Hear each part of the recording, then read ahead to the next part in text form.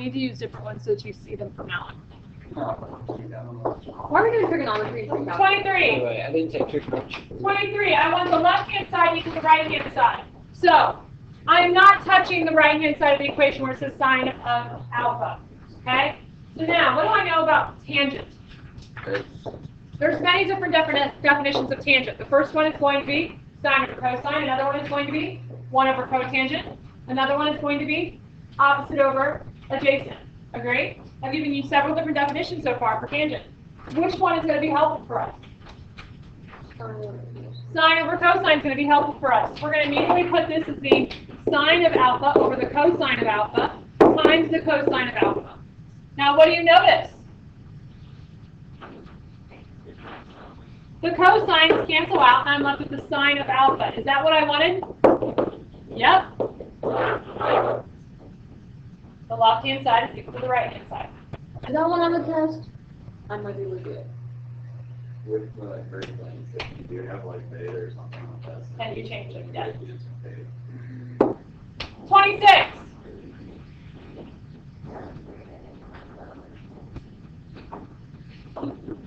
What's your gut telling you to do here?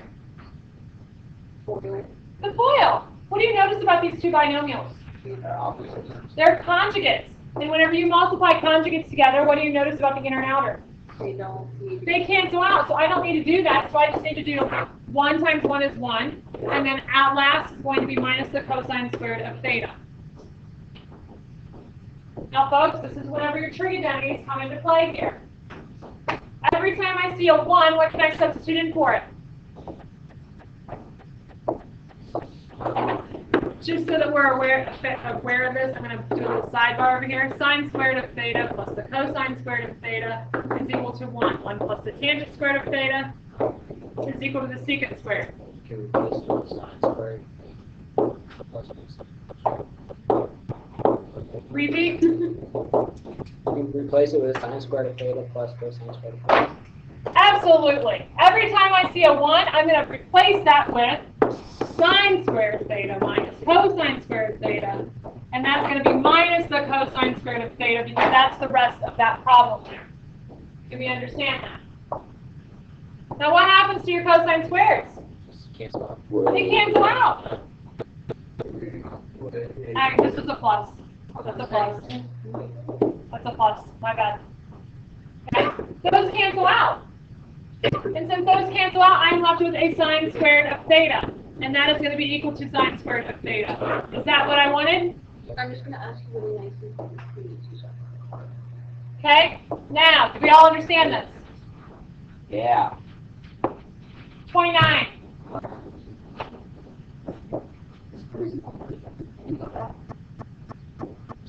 Don't say that.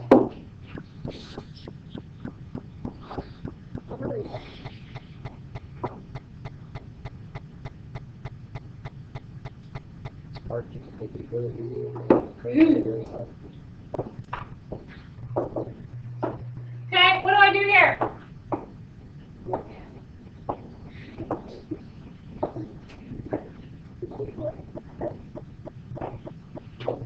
That would be helpful, though. You could put that as tangent plus cotangent, but essentially, what is that going to do for me? It's going to make me more work. When in doubt, put things in simplest terms, which are always sine and cosine. Okay? So if we put things in terms of sine and cosine, what you need to figure out here is going to be, I need a common denominator because I'm adding two different fractions together, aren't I?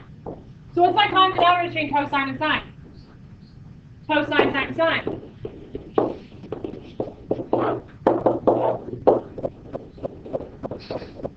So I need each one of those denominators to turn into that. So what did I multiply cosine by to get cosine sine? I multiplied by sine. So what I do at the bottom? So what's sine times sine?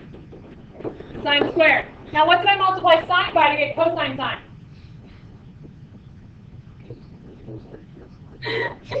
Cosine. So what's cosine times cosine?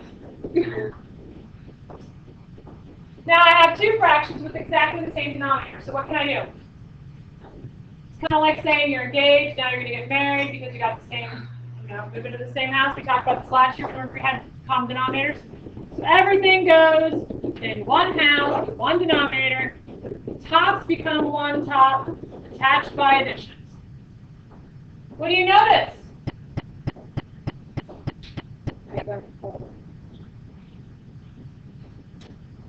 The one, Okay, there's a trigonometry here you're totally missing. What's sine squared plus cosine squared? one. 1. That's where these trigonometries come into play here. So now I have this. You see that? That's the answer. No.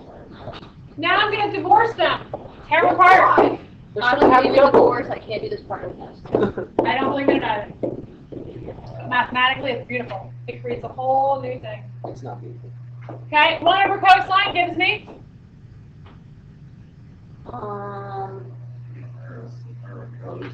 secant. And what is 1 over sine? Cosecant. Is that what I wanted it to equal? What? Yes. Because 5 times 2 is the same thing as 2 times 5. Doesn't matter the order, right? Do we understand that? Wasn't that beautiful? Oh, that was so I like that hard. Secant or sine. I know. You think it's with the S with the S. I know. I don't know.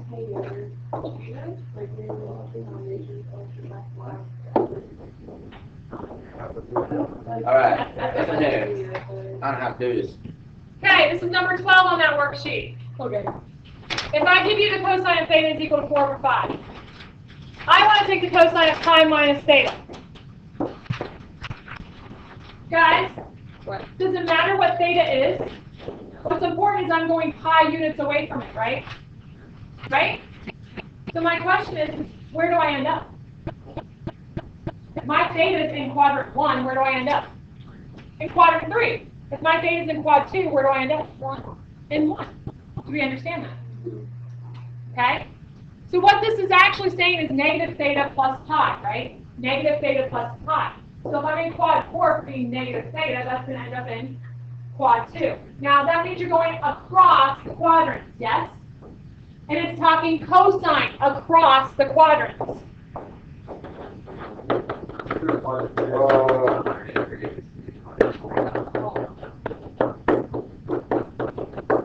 If I'm in quad 4 and I'm going adding pi units to it, I'm going to end up in quad 2.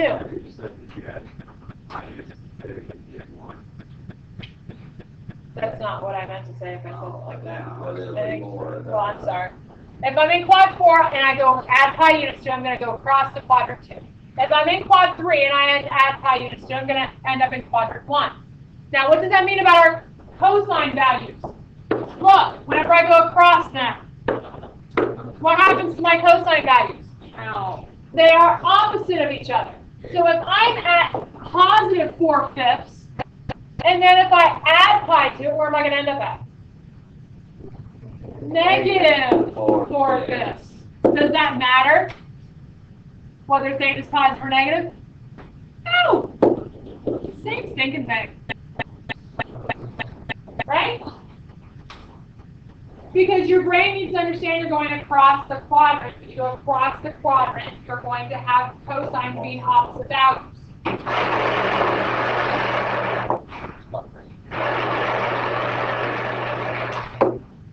Okay, this is number 20.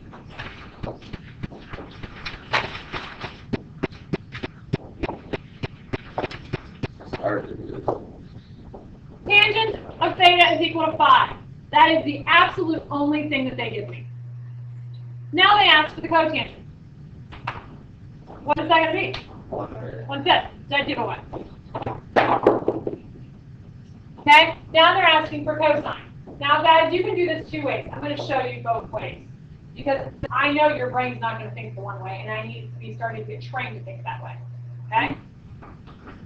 Many of you are going to think triangle, right? So if you think triangle, here's your theta. Tangent is what, folks? In triangle form, what is tangent? Opposite over adjacent. So this is going to be over 1, so opposite is going to be 5, adjacent is going to be 1. How do I find my hypotenuse? A squared plus B squared is equal to C squared. So that's going to be 1 plus 5 squared. So that's going to be 26 is equal to c squared. So the square root of 26 is equal to c. That's going to be plus or minus. Why is it going to be plus or minus? Because I don't know what quadrant we're in, do we? All I know is that tangent's positive. So if tangent's positive, that's either in quad 1 or in quad 3.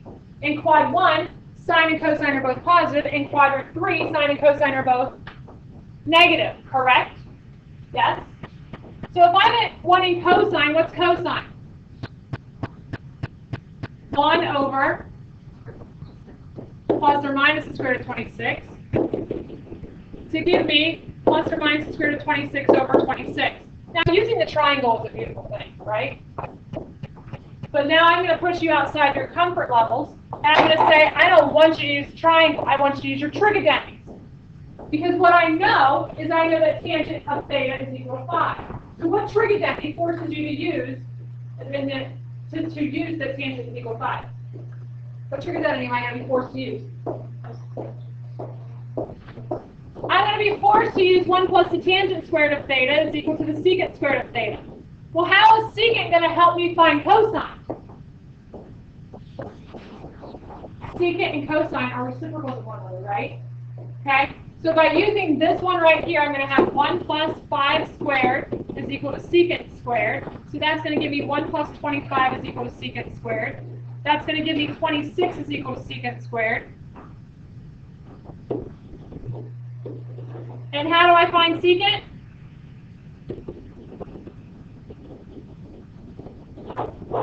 That gives me the secant, correct? So how does that help me find the cosine? Well, the cosine is going to be the reciprocal of the secant, which is going to be 1 over this, which is exactly what we came up by using the triangle. Am I going to dock you if you use the triangle? No, but you darn well better get the plus and minus. If I say by using trigonometries in the directions, am I going to dock you for using the triangle? Yes.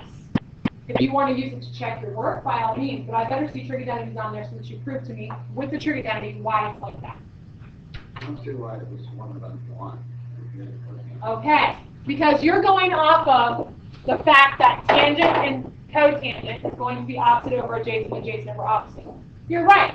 I absolutely understand that. But you've taken an entire side away from the triangle and you no longer make the triangle. Because you're assuming that cosine is 1. But that's not true, because the way you come up with tangent is by taking sine, which is opposite over hypotenuse, dividing that quantity by cosine, which is adjacent over hypotenuse, and what cancels out every time is the hypotenuse. So what canceled out was the hypotenuse, because that's what sine and cosine have in common. Do you understand what I'm saying? But that's not implying that the cosine is 1.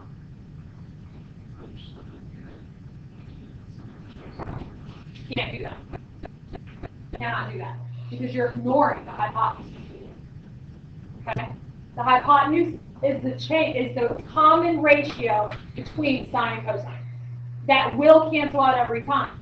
But by itself will not represent sine and cosine. Does that make sense? You have to have the hypotenuse. Now, I need to find the tangent of 90 minus theta. Well, folks, that's a cofunction identity. That cofunction identity is the one that you wrote down on your lovely little note card. Tangent of 90 minus theta is going to be equivalent to what? Cotangent. So do we already know what cotangent is? Cotangent was 1/5. We found it earlier. How do I find cosecant? Well, you can do this 2 ways. You can do this with the trigonometry of 1 plus the cotangent squared of theta is equal to the cosecant squared of theta. Or you can simply use the triangle, and the triangle says that that's going to be hypotenuse over opposite. So what was my hypotenuse? Square root of 26. And what's my opposite? 5. So you're going to have plus or minus the square root of 26 over 5. Okay? Do we understand that? The triangle is a huge help in these. But you got to make sure that you're getting the plus and the minus there if they don't give you enough information. Are we clear on that?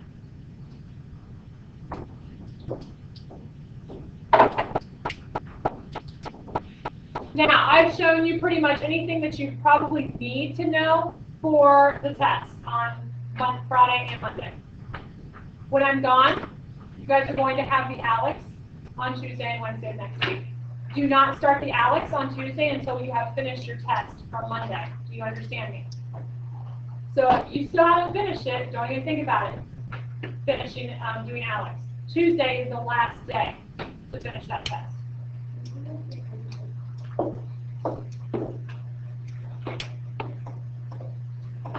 Any questions over what I expect out of you for the test?